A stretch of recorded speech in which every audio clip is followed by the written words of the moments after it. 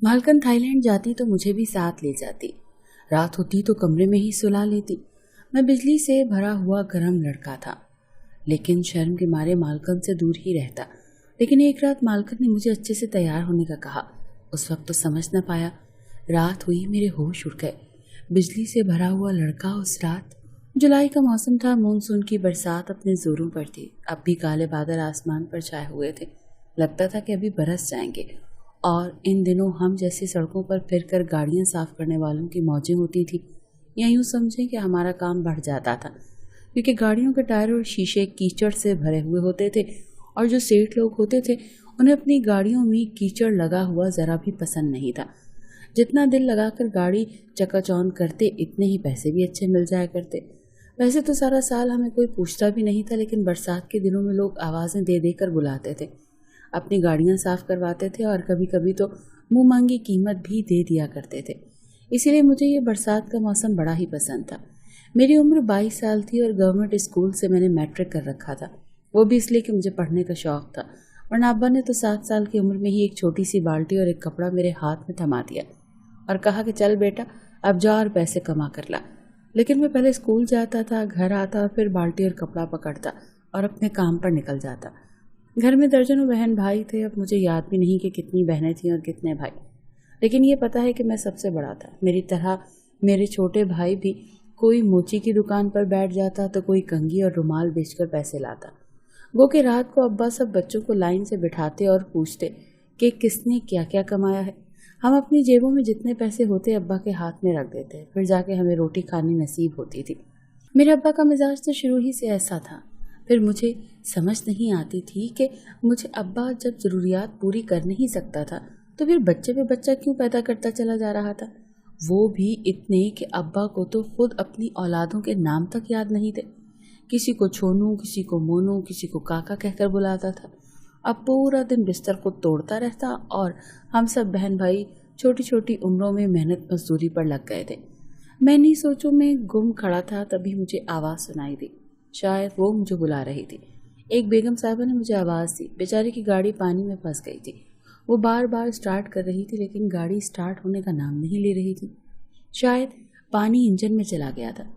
उसने खिड़की खोली और मुझे कहने लगी कि ए लड़के, इधर आओ। मैंने इधर उधर देखा कि ना जाने किसको पुकार रही है। कहने लगी, तुम बाल्टी कपड़े वाले इधर आओ। मुझे उस मोहतरमा का बुलाने का अंदाज कुछ खास पसंद नहीं आया। वो ये भी तो कह सकती थी कि गाड़ी साफ करने वाले इधर आओ। भला ये क्या बात हुई।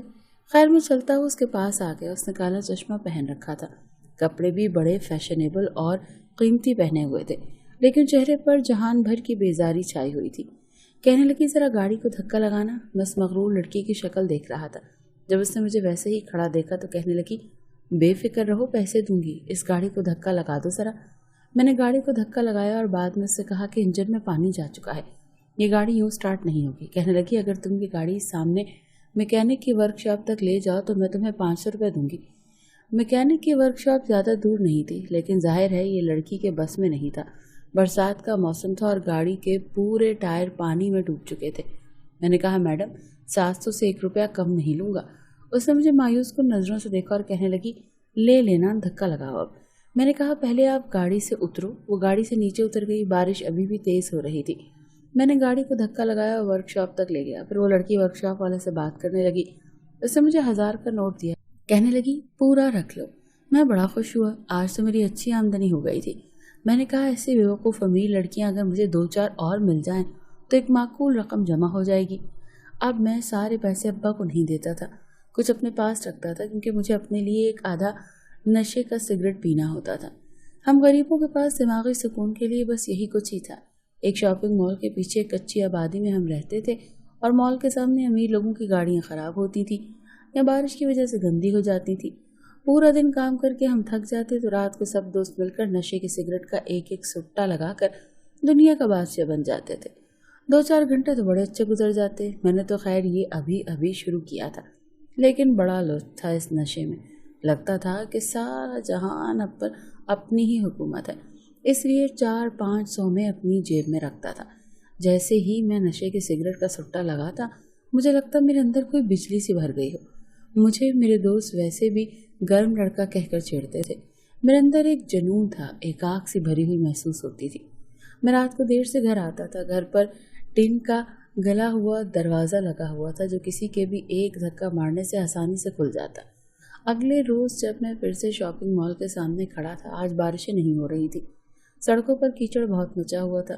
देख रहा था कि शायद कोई गाड़ी वाला मुझे आवाज़ दे और गाड़ी साफ करने के लिए कहे। मैंने देखा कि एक गाड़ी मेरे सामने आकर रुकी। इस कल वाली मेम साहब को देखकर मैंने सवालिया नज़रों से उसकी तरफ देखा।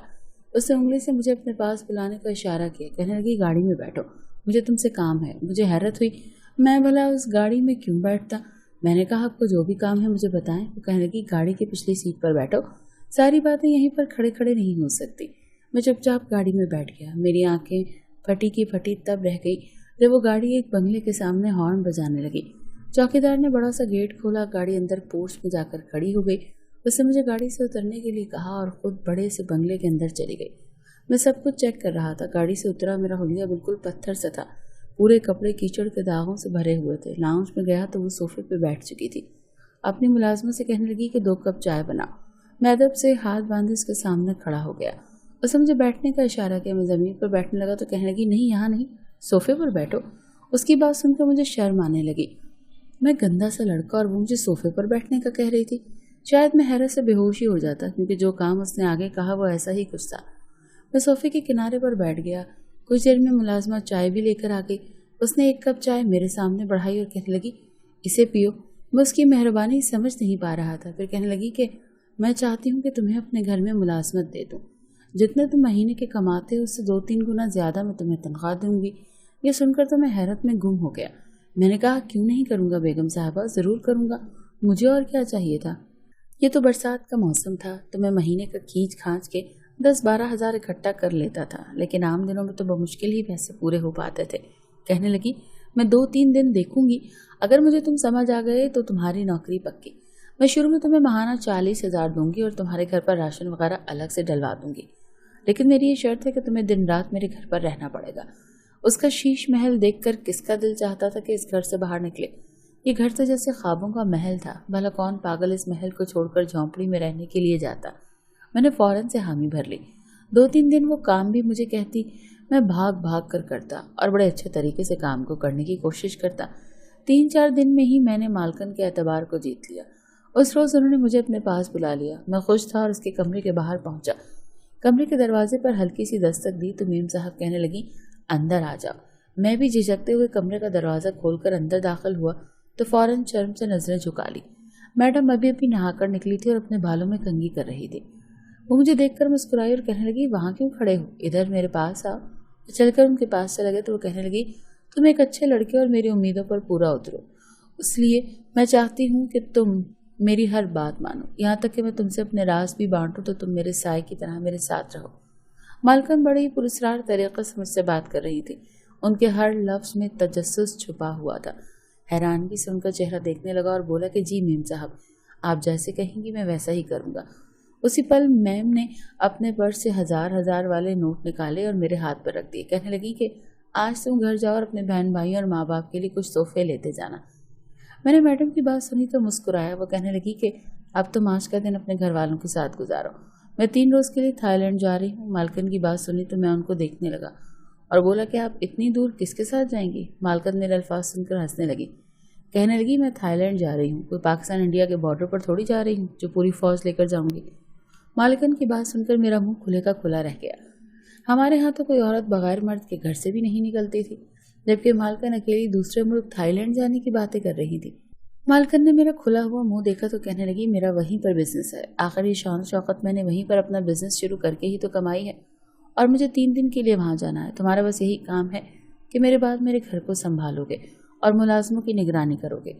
मैं भी खुश हो गया। उस रोज़ मैं अपने घर गया तो अपने माँ बाप और बहन भाइयों के लिए बहुत से तोहफे लेकर गया। इतनी कीमती चीज़ें देखकर मेरा बाप तो खुश हो गया था। कहने लगा, कौन है तेरी मैडम जो तुझे इतना सब कुछ देती है।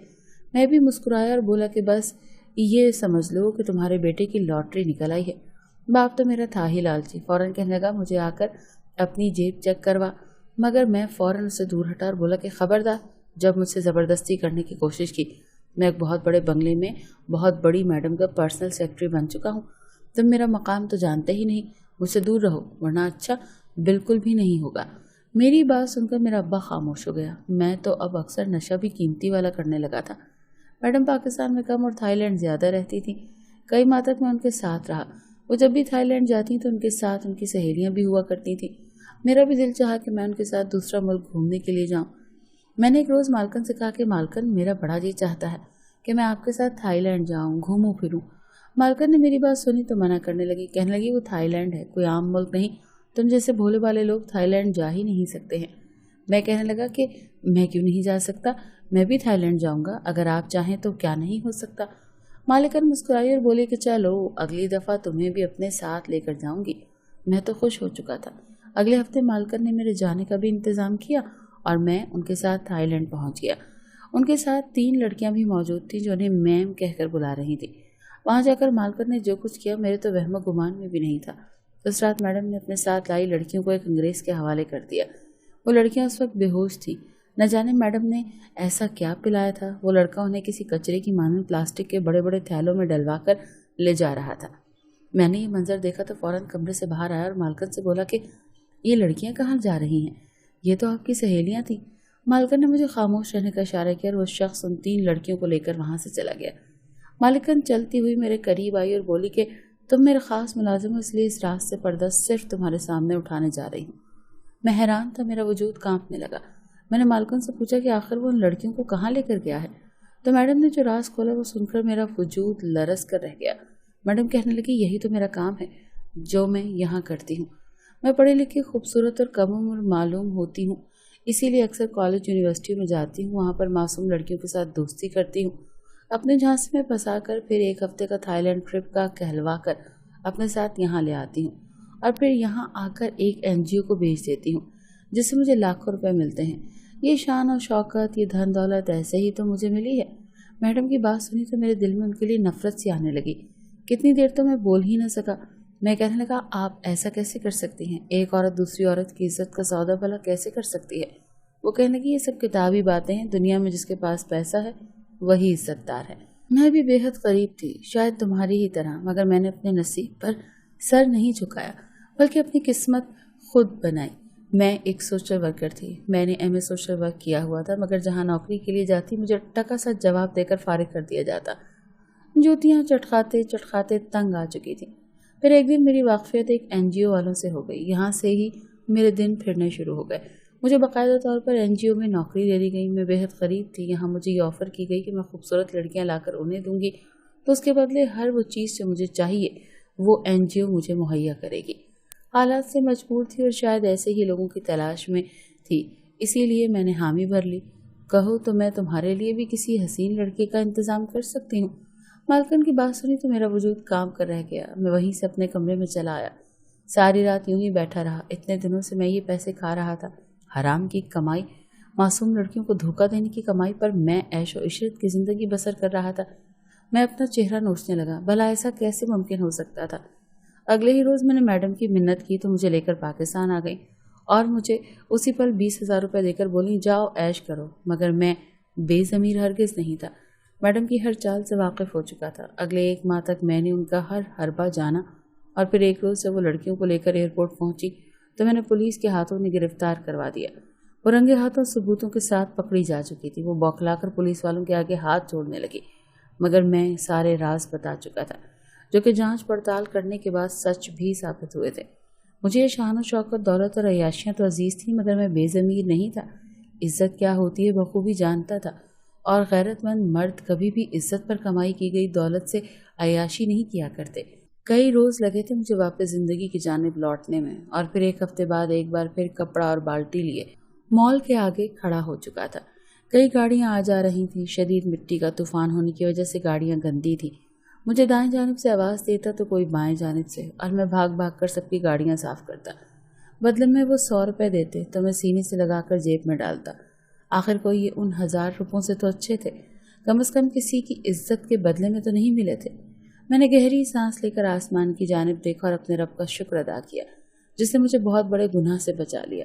دل میں ایک سکون تھا، شاید رب کو میری کوئی ادا پسند آ گئی تھی جس نے گڑھے میں گرنے سے بچا لیا تھا۔